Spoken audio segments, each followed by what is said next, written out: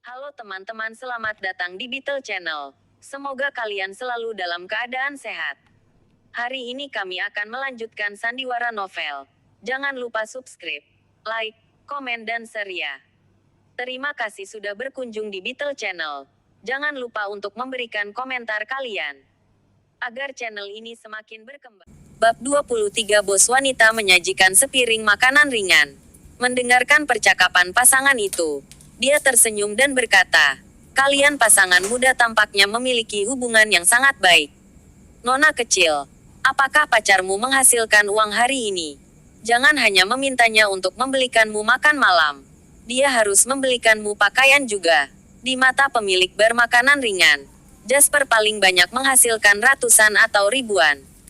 Dia tidak akan pernah membayangkan bahwa pria yang duduk di tokonya dan makan nugget goreng baru saja menghasilkan 3,1 miliar. Wendy tertawa kecil. "Apa kau dengar itu?" "Aku mendengarnya. Beli. Beli semuanya." Jasper mengambil nugget goreng dan menyuapinya ke mulut Wendy. "Cepat dan makan. Kau pasti kelaparan." Melihat nugget goreng di depan mulutnya, Wendy tertegun sejenak. Bertanya-tanya apakah dia harus membuka mulutnya dan memakannya. Sebelum ini, ketika bos wanita menyebutkan hubungan mereka, Wendy tidak peduli. Sebaliknya, dia tidak ingin peduli. Sekarang, bagaimanapun, perilaku Jasper membuatnya sedikit malu. Jasper juga memperhatikan bahwa tindakannya sedikit tidak pantas. Tepat ketika dia sedang mencari alasan, Wendy membuka mulutnya dan dengan lembut menggigit nugget goreng itu. Sambil mengunyah perlahan, Wendy sama sekali tidak berani menatap Jasper. Dia menundukkan kepalanya seolah menikmati rasa suguhan ini. Melihat gadis pemalu dan menawan di depannya sementara juga perhatian dan takut bahwa dia tidak bisa pulih dari rasa malunya, Jasper tertawa kecil. Kemenangan dalam bisnis dan kehidupan cinta. Karena hidupnya telah berakhir seperti ini, apalagi yang bisa dia minta? Setelah makan malam, Jasper dan Wendy mengobrol sambil berjalan menuju rumahnya di county. Sebagai putri dari orang terkaya di provinsi tersebut, tentu saja Dawson tidak akan membiarkan Wendy menderita. Meskipun dia setuju untuk membiarkannya menyembunyikan identitasnya di tempat kerja, dia juga membelikan sebuah rumah besar di komunitas terbaik di county untuknya. Rumah itu biasanya ditempati oleh Wendy sendirian. Di pintu rumah, Wendy berkata dengan sedikit penyesalan, "Aku pulang." "Mengapa begitu cepat?" Gadis itu sedikit kesal. "Jaraknya seharusnya cukup jauh. Aku akan kembali kalau begitu," kata Jasper. Hari ini, hubungan antara keduanya telah maju selangkah. Tetapi sebelum penegasan apapun, Jasper tentu saja tidak akan melakukan sesuatu yang tidak pantas. Menganggukkan kepalanya, Wendy tiba-tiba memikirkan sesuatu dan berkata, "Ngomong-ngomong, apa kau punya waktu dalam beberapa hari ini? Ikutlah denganku ke ibu kota provinsi." Jasper segera mengerti bahwa dia akan mengunjungi Dawson Suler, calon ayah mertua. Dia mengangguk dan berkata, "Oke, apa kau tidak akan bertanya padaku apa yang akan kita lakukan di ibu kota provinsi?" Ketegasan Jasper membuat Wendy sedikit bingung. Tidak mungkin untuk melihat calon mertua, kan? Jasper mengatakan yang sebenarnya dengan setengah bercanda. Wendy sangat malu sehingga dia menghentakkan kakinya dan berkata, "Betapa pintarnya kau." Setelah berbicara, dia menyelinap kembali ke rumah seolah-olah dia ingin melarikan diri dan membanting pintu hingga tertutup. Jasper mengingat penampilan Wendy yang cantik namun pemalu saat dia pergi sambil tersenyum. Di dalam rumah, Wendy bersandar di pintu dan mendengar suara langkah kaki menjauh.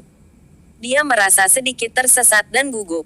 Sambil memegang pipinya yang panas, dia bergumam, "Orang ini, bagaimana dia bisa begitu pintar dan begitu buruk?" Malam itu, Jasper tidur nyenyak, tetapi pasar modal internasional meledak.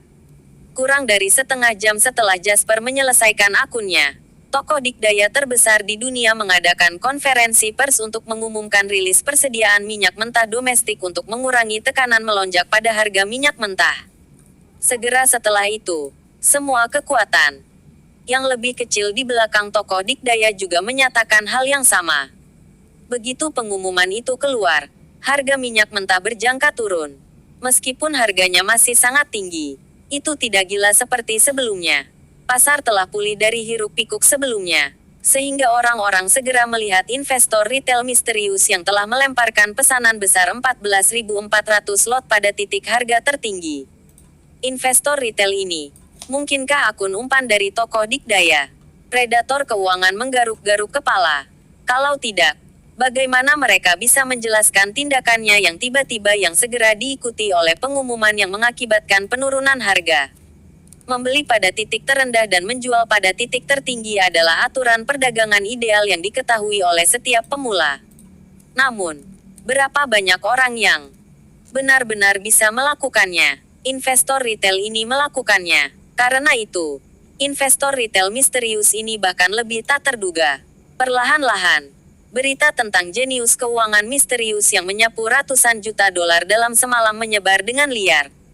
Beberapa media bahkan mengklaim bahwa investor retail misterius ini adalah Buffett kedua dan bakatnya di bidang keuangan tidak ada bandingannya. Matahari terbit lagi, dan John Jackson datang ke kantor presidennya. Dia membuat seteko teh dengan nyaman. Sambil menunggu komputer menyala, dia meminum tehnya dengan gembira sambil memikirkan tentang jadwal hari ini. Tiba-tiba, pintu kantor didorong terbuka. Ledakan keras menyebabkan tangan John gemetar ketakutan dan teh panas menumpahinya. John melompat dan berteriak pada Harold Wood yang bergegas masuk ke kantor. "Bajingan, kau mengagetkanku. Apa kau minta untuk dipecat?" Harold menyeka keringat dari dahinya dan berkata dengan ekspresi aneh, "Presiden, sesuatu telah terjadi."